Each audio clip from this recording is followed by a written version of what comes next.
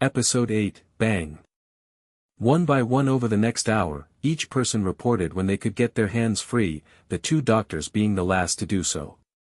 While they did, they worked out a crude plan of action. He hated depending on Private Preston, but had little choice. How could that man see? Light just refracted wrong here for people to see well. Your lenses no longer focused it on your irises. And was it something that they could copy? Mostly Private Preston and Private Madison worked the plan out between them. Those two were the triggers for it, and Jeffries only said something if he saw a dangerous flaw in it that they needed to fix. But it worried him. If they did it wrong, both men were dead. The thing they were after just moved that fast and was that strong.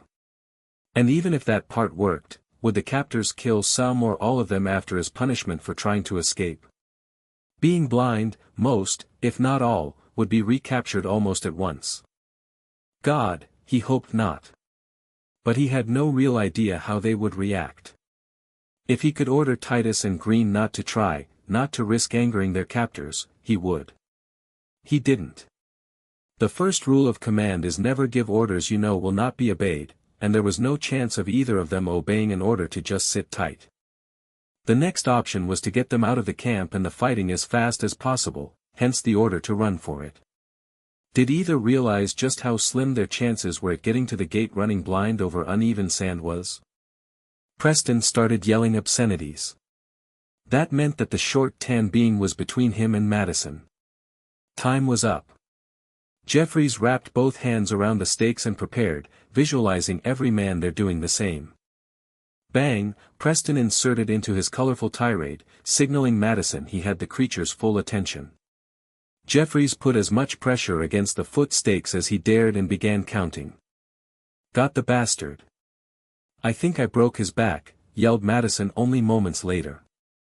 If true, his chances of making the gate just doubled. He moved, and both stakes holding his hands came out of the ground. He grabbed one near a foot. That one popped out of the ground, too. The last offered little more resistance than the first foot, and he surged to his feet, almost falling in the first few steps as the stakes still tethered to his feet tripped him. Any thought of stopping to remove them died as he used the two stakes still tied to his wrist to block a staff swung at his head that he heard more the saw. He felt the bone he hit with his counter-strike holding a stake shatter. A skull maybe? Had he killed again? Pulse thunder in his ears he ran in the direction he thought was the gate, the stakes on his ankles dragging at him. Whatever these creatures were, they could keep up with him. He heard them pacing him despite his thundering pulse. If he fell or even slowed, he knew he was a dead man now. He stopped, spun, and swung blind. He again connected with one that had gotten too close, and once more bones broke, likely ribs this time. Then, adjusting his course where his ears said, he headed a slightly different direction, toward the camp, now shouting. The gate camp shout got clearer and he stumbled nearly going down again. Another creature chose to attack at that stumble. His own block and counter was automatic from years spent studying martial arts, though that move had been practiced using swords. Jeffries shattered its leg. The stakes were turning into formidable weapons in his hands. The next time he stumbled, to his surprise, a human caught him as he went down. It had been less than 300 meters to the gate encampment, not the 5 that Green had said. It's the lieutenant, Major. Jeffries did not recognize the voice and could not see the face. Water, I need water. Here you go, a voice that had to be Major Wilson said, putting a canteen in his hand. The colonel is waiting on station to hear what happened.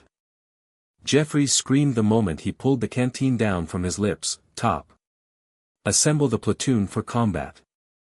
We move out after I talk to the colonel. His top bellowed, Sir. Yes, sir, boosting his own confidence. Then silence spread across the camp. In 3,000 years, no lieutenant had given an assemble for combat order except as a drill or war game.